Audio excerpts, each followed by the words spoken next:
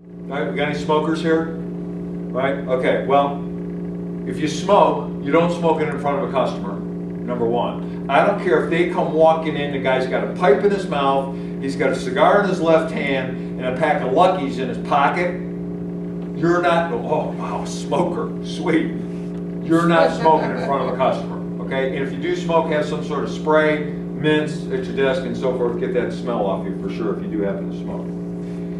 The approach. We're going to approach the customer. Remember I said, prompt greeting, professional, right? Welcome to ABC Motors. Welcome to ABC Motors. Welcome to ABC Motors. Welcome to ABC Motors. You got a mat in front of your home. What's the word on that mat in front of your home? What's it say? Welcome. It says welcome. You're welcoming whom into your home? Guests or family, right? Right? It doesn't say, hi, can I help you on that mat sitting in front of your house, does it? It's not a hi, can I help you? Come on in, mat.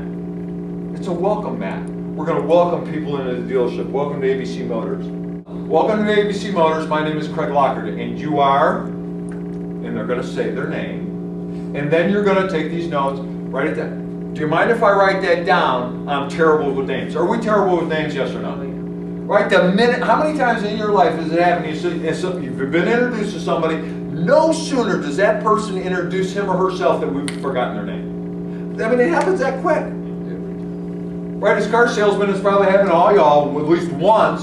You're with somebody an hour and a half, 2 hours, right? And they say yes, and you're in the closing office, right? And you got the contract, you pull the contract out and go, oh shoot, I've forgotten these people's last names.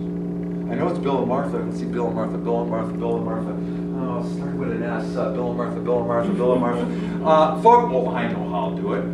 Bill, how was it again that you spelled your last name? I want to make sure I get it right in the title. He says it's S-M-I-T-H. Well, I thought there was a Y in there. Sure, I got screwed up. Yeah, you look stupid. Right? Are we going to forget it, yes or no? You bet. So write it down. Welcome to, my name is, and you are Bill Smith. Great, Mr. Smith. Do you mind if I write it down? I'm terrible with names. You're terrible with remembering Smith? Yeah, believe it or not, I am. I might forget it. Now, what might they say? Well, why do you need my name? Could you see a customer or a client potentially saying that? Well, what do you need that for? Can you see this? Somebody saying that? Right? Take this note, because I want to be able to give you the respect that you deserve. I want to be able to give you the respect that you deserve. I want to be able to give you the respect that you deserve. Now, a person's going to have to be pretty grouchy. Going to have to be that mean-headed Helga we talked about earlier, not to give you their name at that point in time. Would you agree with that? Yes or no? Yes. Yes. Yes. All right? Are you here to see anyone in particular? Are you here to see anyone in particular? Are you here to see anyone in particular? What are the possible optional answers to that question, folks? Yes. Yes or no? Yes or no, right? As salespeople, take this side note. I only want you to ask questions that you know the optional possible answers to. Never ask open-ended questions to your clients. Always, only ask questions you know the possible optional answers to. Right? Are you here to see anyone in particular? That's an open-ended question with only two possible optional answers. Yes, I am. If they say yes, what do you think we should say to them next? Who would that be, right? Are you here to see anyone in particular? They might say no, right? Most of the time they're going to say no. Then take a side note, then I'll do. What are the possible optional answers to that question? Yes or no? Yes or no. And what 99.9% of the time they're going to say what? Yes. Yes. So what have they just bought in some small fashion? Right? It's for first ingredient of the sale, is it not? Yes. And it's all facilitated by you saying to them, are you here to see anyone in particular? Right? No, not really. I'm just here to look at cars. Then I'll be able to help you? You're okay with me? Sure, yeah, you'll do. Great. Thanks so much for letting me be of service to you. Please accept a few of my personal business cards. Right? Most car dealerships use business cards like they're paid like $10,000 a card for these things, like they're like gold, right? You walk into almost any automobile dealership in the United States of America, you're going to see, you can bet me there are 10,000 business cards in drawers somewhere in every car dealership in the country. Guys that haven't worked there in years, with this much dust on them, boxes of them everywhere, right? Because nobody uses them. I go through thousands of them, right? Man and his woman and his kids come into the dealership to buy a car. Can you see that happening? Is that scenario possible? Yes or no? Yes. Man and his wife and his children come in. I can look like, right? With 3 kids, right? And mom and dad. Now, what I'm about to say is a vast generalization, but you guys probably agree with me on this. Guys, I'm going to talk about us for a minute. How many business cards have you been given over the course of your lives? And just give me a number, approximately. How many? 500. 500. How many do you still have in your possession? 1. Right? I mean, we're given hundreds or thousands over the course of our lives, and how many do we really have left? I mean, I guarantee you that I've been given in excess of 1,000 business cards over the course of my life. I probably got 10 or 20 of them at home, maybe, maximum. Maximum. Right? So what happens to those cards? Well, as guys, we end up cleaning our fingernails with them, lunch from our teeth, or we're going to put them in our pocket, we miss it, and it lands up on the showroom floor out on the lot. Now, ladies, gentlemen, to both of you, what I'm about to say could be up for debate, but here's what I've seen in my life in regard to women and their pocketbooks or purses. Women typically do not buy a purse because there's a hole in the one that they currently own and all their stuff's fallen out of it. Typically, women buy purses for occasion, season, or outfit.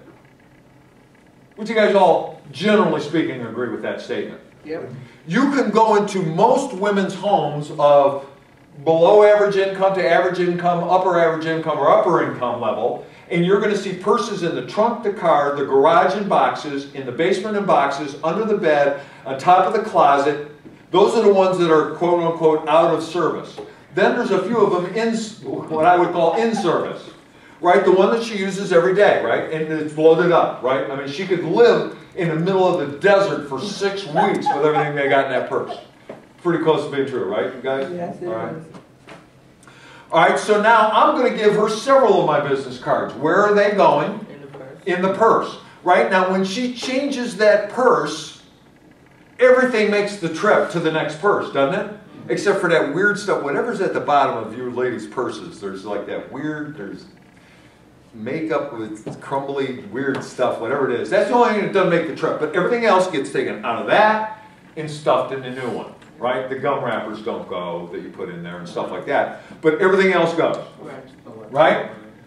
So you're sitting, now you've met me as a salesperson. You've met me, and you're a female. And you're sitting down with another female, or whomever, across having lunch, dinner, whatever. And the other person brings up the fact that they're looking for a car, somebody needs a car, cars come up somehow. What could she potentially reach in her purse and get and hand to that person sitting across from her? Business card. Whose? Yours. Right? So she gets a few of them. Children, if they're old enough to make a fist, now, how old do you have to be to make a fist? A conscious fist. I mean, babies grow Maybe 2 years old. Right? 2, 3.